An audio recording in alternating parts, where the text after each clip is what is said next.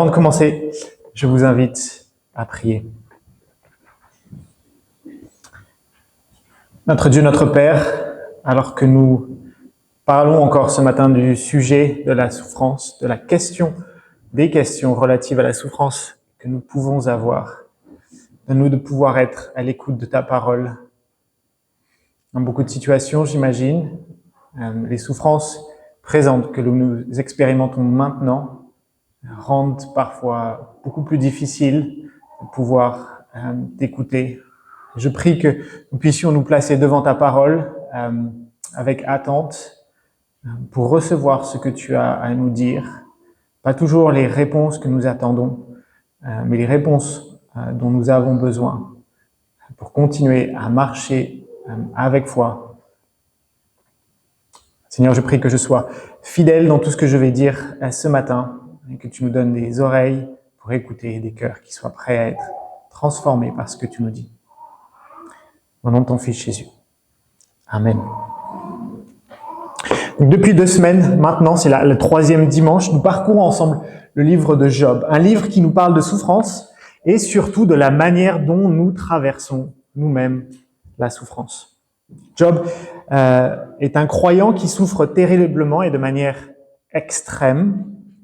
Ces souffrances, probablement, dépassent et dépasseront ce que nous expérimenterons dans cette vie.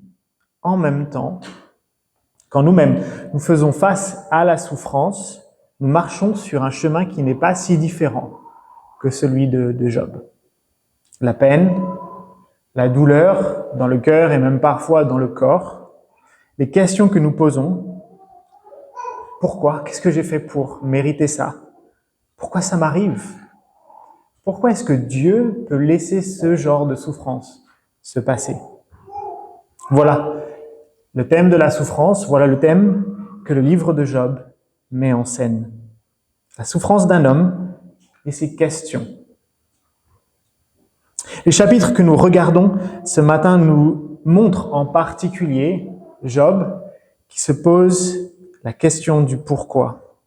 10 fois, dans la section des chapitres 4 à 31, 10 fois Job pose cette question dans les discours de cette section. Par exemple, chapitre 5, versets 20 et 21, chapitre 5, versets 20 et 21.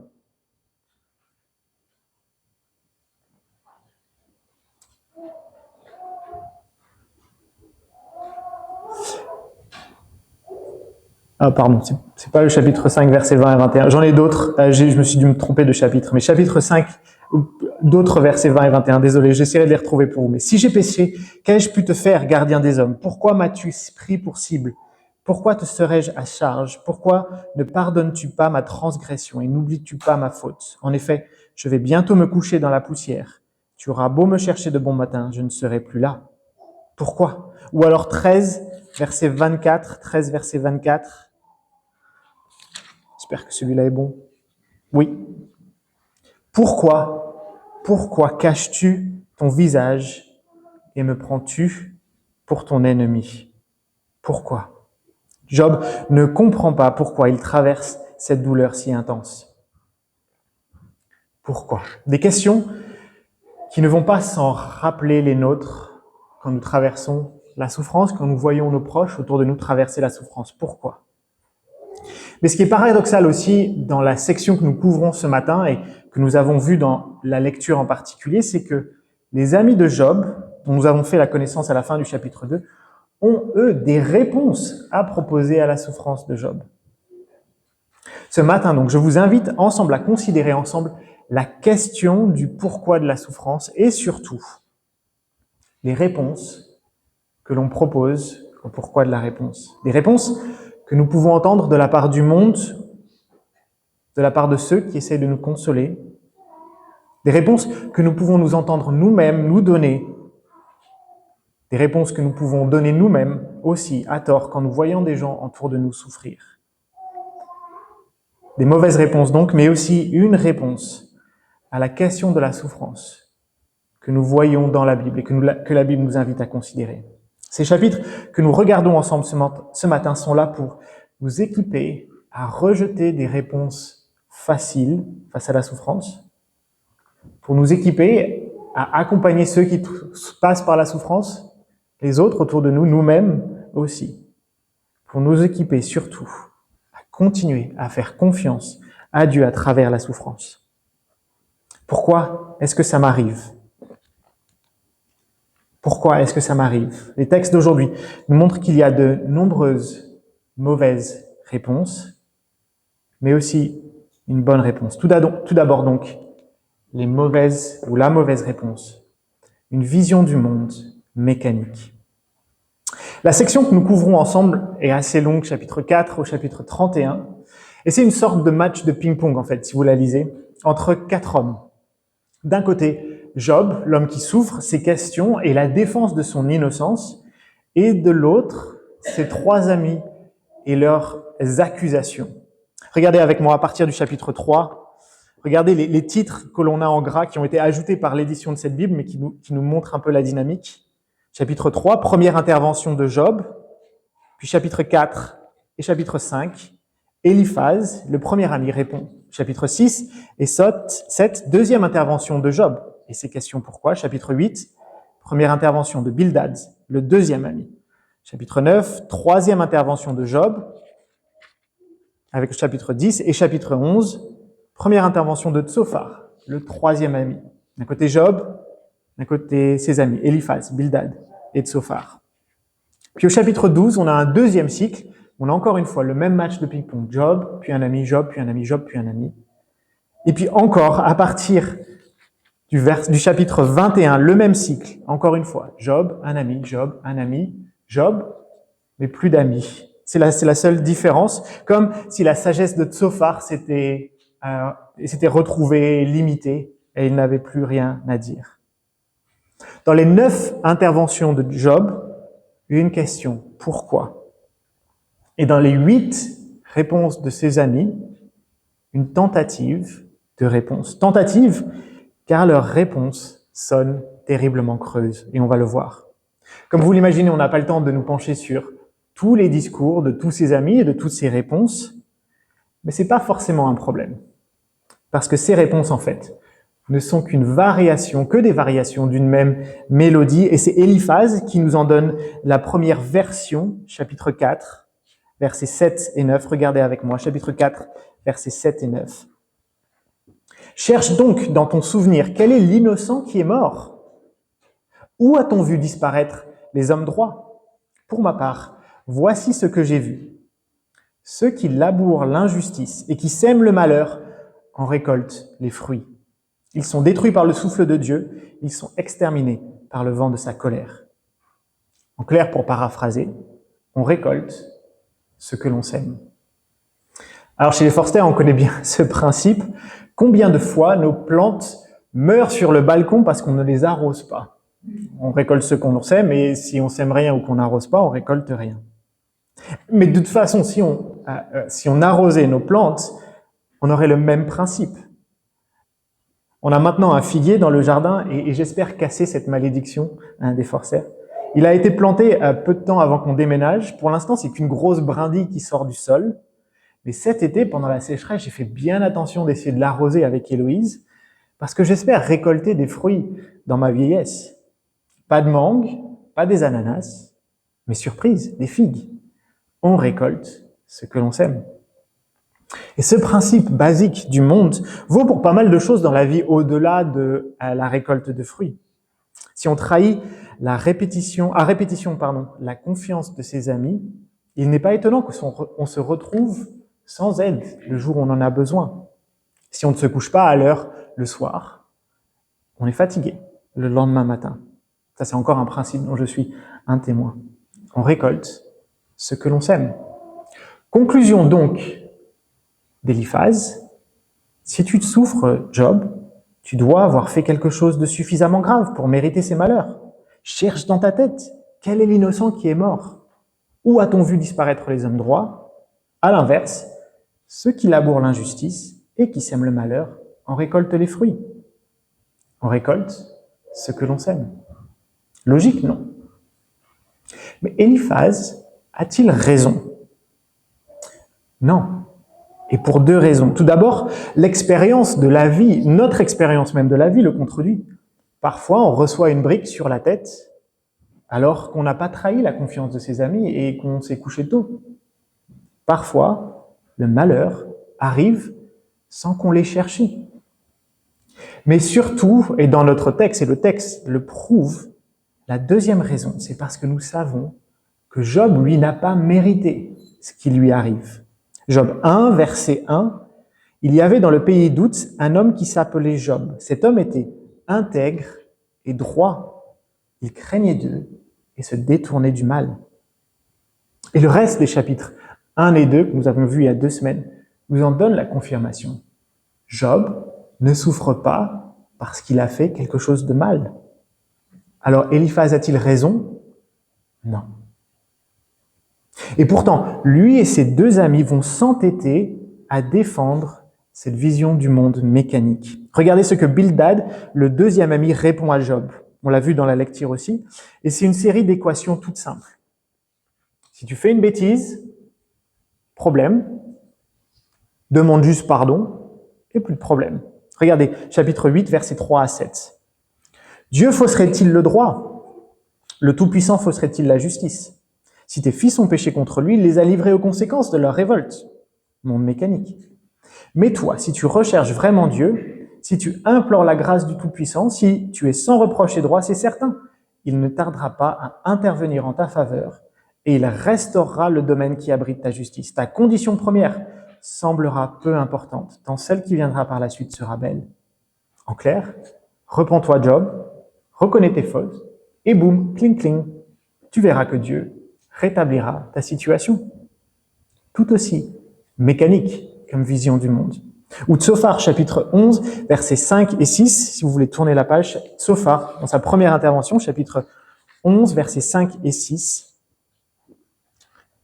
il dit à Job, « Si seulement Dieu voulait parler, s'il ouvrait la bouche pour te répondre et te révéler les secrets de sa sagesse qui dépassent de loin notre compréhension, tu verrais alors que Dieu oublie à ton avantage une partie de ta faute. » En clair, Job, ne te plains pas en fait. Tu ne reçois qu'une portion de ce que ton péché véritablement mérite.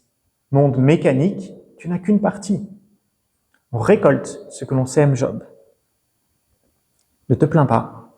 Cela aurait pu être pire. Repens-toi et ça ira. Pourquoi? Pourquoi la souffrance? Dans un monde mécanique, il y a une explication. Mais Job est vraiment innocent et ne mérite vraiment pas sa souffrance. Ses amis auraient mieux fait de se taire parce que donner des demi-vérités qui ne s'appliquent pas est faux et tellement horrible. Le livre de Job est une méditation sur la réalité de la souffrance. Comme un bus qu'on prend en pleine face, il est là pour en fait détruire nos présupposés rassurants. Je sais comment marche le monde. Attention, danger. Oui, le karma est une vision du monde rassurante. Le bien que tu reçois correspond au bien que tu fais et vice-versa. Fais donc le bien et tu seras tranquille. C'est assez rassurant comme vision du monde. Mais à quoi sert un joli château de cartes quand une tempête alerte niveau rouge arrive? Cette vision du monde est tout d'abord non seulement fausse, mais aussi terriblement destructrice. Combien de familles entendent qu'un péché caché est probablement à l'origine de la maladie de leurs enfants? Combien d'entre vous entendent dire par une petite voix dans votre tête ou alors par des personnes autour de vous, « Qu'est-ce que tu as bien pu faire pour mériter ça ?» Probablement quelque chose. On récolte ce que l'on sème, oui, c'est un principe de ce monde, mais pas toujours. Alors, chers frères et sœurs, faisons attention aux réponses évidentes, réponses rapides, réponses faciles. Quand nous passons par la souffrance, ne soyons pas trop prompts à sortir la carte de « j'ai dû le mériter ». Ou quand d'autres autour de nous passent par la souffrance, ne soyons pas trop confiants pour expliquer le pourquoi de leur souffrance. Pendant 24 chapitres, Job crie « pourquoi ?» pendant que ses amis essayent vainement d'y répondre en justifiant par une vision du monde mécanique sa souffrance. Vainement, parce qu'une vision du monde mécanique n'est pas en fait une réponse adéquate à la question de la souffrance. Mais encore plus fondamentalement, en fait, elle est fausse parce qu'elle écarte de l'équation un aspect, une variable essentielle. C'est un peu le moment charnière de la prédication et le moment clé ici. Il me semble en fait que le livre de Job nous présente deux problèmes. Le premier, visible à première vue et dont on a déjà parlé pendant plusieurs semaines, c'est celui du pourquoi de la souffrance. Job souffre et pose la question pourquoi. Mais derrière, il y a un deuxième problème, une question plus fondamentale. Et la question centrale de ce problème est la suivante. Peux-tu, par toi-même, expliquer et comprendre complètement ce monde? C'est ce que nous cherchons tous à faire, expliquer, comprendre, repousser les limites. Et c'est une bonne chose. Mais on se retrouve toujours devant cette question. Peux-tu par toi-même expliquer et comprendre le monde? Une question qui nous amène à notre second point. Mais avant cela, je vais inviter Livius à lire le chapitre 28 pour nous.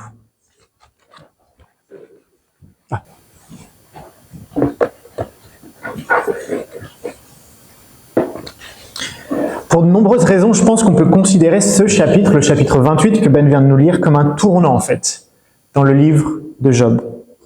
Après les chapitres 3 à 26 qui mettent en scène en fait 3 parties de ping-pong, on avait vu 3 cycles de réponses entre Job et chacun de ses amis, 3 parties de ping-pong. On a maintenant une série de 3 longs monologues qui commencent. Au chapitre 27, un monologue de Job, puis un monologue de Elihu, un individu mystérieux à partir du chapitre 32, et le troisième monologue de la part de Dieu à partir du chapitre 38. Le chapitre 28 se trouve un peu donc en charnière entre ces 3 blocs de chaque côté. Mais ce n'est pas tout en fait, c'est pas la seule distinction. Le chapitre 28 aussi se distingue de ce que Job a dit par le passé, ou du discours en tout cas que nous avons entendu par le passé. Si bien en fait que de nombreux commentateurs pensent que ce n'est pas Job, ni un des amis qui l'a écrit, mais en fait l'éditeur du livre, celui qui est responsable de l'introduction et de la conclusion, celui qui a mis le tout ensemble. Parce que le chapitre est différent. Le chapitre est une longue méditation sur le thème de la sagesse. Une méditation qui débute dans les versets 1 à 10 avec une ode à l'intelligence humaine, une ode à la capacité de l'homme d'aller très profond dans la terre pour trouver des pierres précieuses. C'était peut-être surprenant de lire cela, mais à l'époque, c'était le meilleur exemple pour démontrer la capacité de l'homme à repousser les limites, aller très profond pour tirer quelque chose avec de la grande valeur. Aujourd'hui, si le chapitre était réécrit, on pourrait peut-être parler de l'ode à la capacité humaine d'explorer l'espace, d'aller sur la Lune et peut-être un jour sur Mars. L'homme est capable d'aller très loin pour trouver des choses précieuses, mais en ce qui concerne la sagesse et l'intelligence, l'homme trouve sa limite. En effet, l'homme qui, dans toute sa sagesse, est capable de miner les profondeurs de la Terre et d'aller sur la Lune, reste incapable de trouver la sagesse. Versets 12 et 14 du chapitre 28. Mais la sagesse, où peut-on la trouver? Où est l'emplacement de l'intelligence? L'homme ne connaît pas sa valeur. Elle ne se trouve pas sur la terre des vivants. L'abîme dit, elle n'est pas en moi. Et la mer dit, elle n'est pas avec moi. Elle ne peut pas être trouvée comme on trouve des métaux précieux. Elle ne peut pas non plus être achetée, versets 15 et 16. Elle n'est pas donnée en échange d'or pur et on ne l'achète pas avec de l'argent. L'or d'Ophir ne fait pas le poids contre elle, ni le précieux onyx ou le saphir. Ces pierres précieuses que l'homme peut trouver, on ne peut pas l'acheter avec les richesses. Malgré sa grande valeur, l'homme ne peut pas mettre la main dessus. Le début du poème, en fait, de cette méditation sur la sagesse, est donc nous rappelle un peu en fait les frustrations des chapitres précédents. C'est en fait un résumé de notre premier point. Pourquoi la souffrance? Comment expliquer ce qui s'est passé pour Job? La sagesse humaine est conviée 3 hommes expérimentés et sages. Vous, les amis de Job, vous avez tort. Autre chose à proposer? Plus de réponse. Les amis de Job nous ont montré toute la limite de leur capacité à trouver cette sagesse. Ils ont pu en parler, mais sans mettre le doigt dessus. Finalement, en fait, créant plus de chaos que de réponses. Versets 20 et 21. D'où vient donc la sagesse? Où est l'emplacement de l'intelligence? Elle est cachée aux yeux de tout être vivant, elle est cachée aux oiseaux. Le poème, bien heureusement, ne s'arrête pas là. Verset 23, regardez avec moi, 23 à 27. C'est Dieu qui sait comment parvenir jusqu'à elle. C'est lui qui connaît son emplacement. Car il voit jusqu'aux extrémités de la terre. Il aperçoit tout sous le ciel. Quand il a déterminé le point du vent et fixé la mesure de l'eau, quand il a donné des règles à la pluie et tracé un chemin pour l'éclair et le tonnerre, c'est alors que Dieu a vu la sagesse et l'a mise en évidence. Il en a posé les fondations et l'a examinée. Si trouver la sagesse est impossible pour l'homme, Dieu, en revanche, la connaît, l'a vue, en a posé les fondations. Ce qui échappe à l'homme n'échappe pas à Dieu. En clair, si la réponse à la question du pourquoi de la souffrance ne peut être élucidée par l'homme, cette méditation sur la sagesse nous explique que le mystère n'en est pas un pour Dieu. Lui qui, verset 24, voit jusqu'aux extrémités de la terre, qui est omniscient, omnipotent, n'est pas ignorant. D'une certaine manière, cette remarque ne vient que confirmer ce que nous savions depuis le chapitre 1 et 2. Le mal et la souffrance ne sont pas incompréhensibles, ne sont pas hors du contrôle de Dieu. Et le pourquoi non plus. Pour résumer, ce que ce passage nous dit, c'est que ce que l'homme ne peut connaître, Dieu le peut. Un peu, je vous expliquais qu'il me semblait que le livre de Job, et en particulier les chapitres que nous avons vus ensemble, mettent en lumière 2 problèmes, 2 questions. Le problème de la souffrance qui est devant, qui est là, qui est présent pour Job et pour nous. Et celui derrière, plus profond, celui de notre incapacité à complètement comprendre ce monde. Si nous ne pouvons pas expliquer la question de la souffrance, c'est parce que nous ne pouvons pas expliquer comment fonctionne le monde. Essayer de le faire, c'est dangereux et destructeur, comme nous le voyons dans la réponse des amis de Job. Mais la bonne réponse à ces 2 questions est la même. La bonne réponse, c'est que Dieu sait. Dieu sait ce qu'il fait.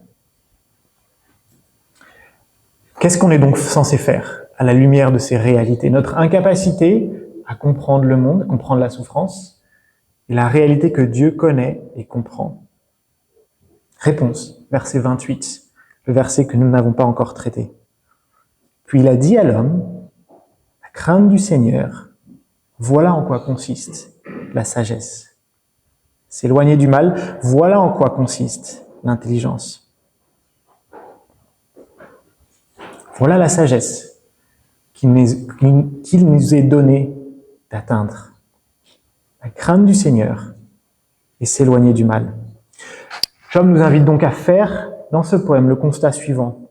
Trop souvent, nous ne pouvons pas donner les réponses satisfaisantes au pourquoi de la souffrance, même quand nous y mettons toutes nos facultés intellectuelles, notre expérience, pour tirer de la Bible des vérités solides. Nous ne pouvons pas répondre à la question de la souffrance.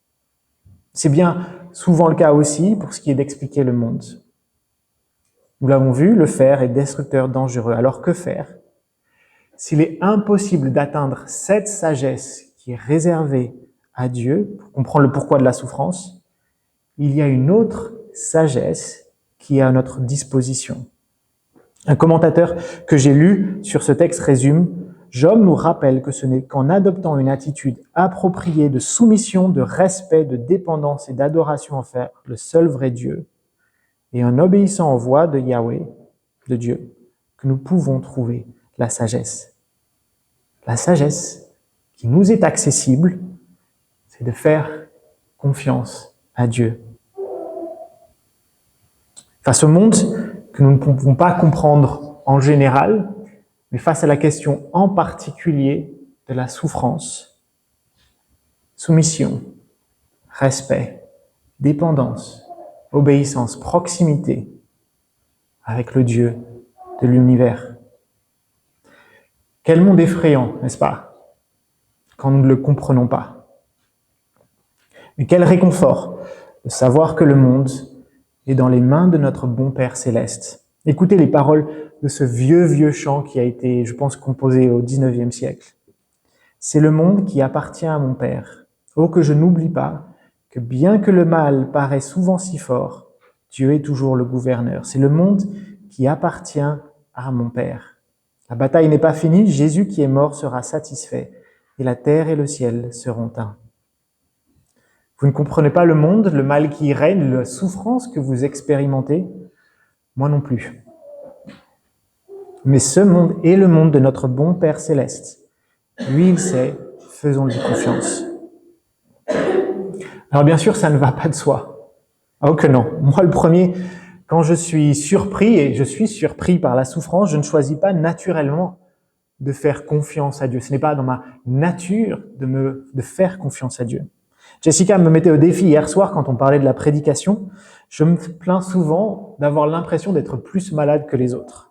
Entorse, hernie, douleur au dos, c'est sans compter ce qu'Héloïse nous ramène de l'école. C'est injuste, je suis plus souvent malade que les autres. Et en plus, j'ai rien fait pour le mériter. Une entorse, comment on peut mériter une entorse? J'ai rien fait pour le mériter. Ce n'est pas grand-chose, mais c'est suffisant pour me rendre amer, bien souvent. Il est plus naturel de se morfondre et de se plaindre que de faire confiance. Craindre l'Éternel, c'est-à-dire lui faire confiance, lui obéir, dépendre de lui, puisque ce n'est pas un réflexe. Il nous faut en faire une pratique intentionnelle. En mars 2020, je ne sais pas si vous vous souvenez, ça paraît si loin, le confinement commençait un peu partout dans le monde. Ça fait 5 ans déjà. Pourtant, ça paraît si loin. Mais j'imagine que naturellement, les émotions qu'on a ressenties, c'est est-ce que j'ai suffisamment à manger? Est-ce que je vais revoir mes amis un jour? Est-ce que je suis malade? Est-ce que c'est la Covid? Est-ce que je vais mourir? Pourquoi est-ce que ça nous arrive? Pourquoi est-ce que ça m'arrive à moi? Naturellement, on s'est tous mis plus ou moins à paniquer. Le jour du confinement en Angleterre, le musicien Bensley a écrit un chant pour encourager les chrétiens de son église face à l'incertitude et les souffrances à venir. Et voilà la première strophe. Quand la frayeur s'abat sur nous, craignons l'Éternel. Quand le malheur survient partout, craignons l'Éternel. Tout coopère à notre bien, le mal s'inscrit dans son dessein. Notre avenir est dans sa main, craignons l'Éternel. J'aime beaucoup ce chant parce qu'il nous invite exactement à appliquer ce chapitre. Craindre l'Éternel, c'est pas naturel. C'est un impératif qu'on se donne à nous-mêmes. C'est une injonction. C'est une résolution. Faire confiance à Dieu, quel que soit ce qui nous arrive, et surtout, quand nous ne comprenons pas pourquoi cela nous arrive, demande une attitude intentionnelle de notre part. La souffrance nous présente face à un problème encore plus profond quand on considère notre incapacité à comprendre le monde. Il y a des mauvaises réponses qui correspondent à une mauvaise réponse. C'est une vision du monde mécanique. Mais la Bible nous invite à trouver la sagesse quand on ne peut pas trouver la sagesse. Craindre l'Éternel. En fait, cette section de Job nous présente un message cohérent. Non, nous ne pouvons pas comprendre le pourquoi de la souffrance. Mais nous pouvons comprendre comment répondre à la souffrance. En craignant l'Éternel, en faisant confiance à Dieu. Je vous invite à prier. Notre Dieu, notre Père, quand la sagesse nous est inaccessible, quand l'intelligence est beaucoup trop loin, compliquée, quand nous ne pouvons pas comprendre comment ce monde fonctionne, quand nous ne pouvons pas comprendre pourquoi nous souffrons. Donne-nous de te faire confiance avec la sagesse qui nous est accessible, celle qui consiste à te craindre et à t'obéir.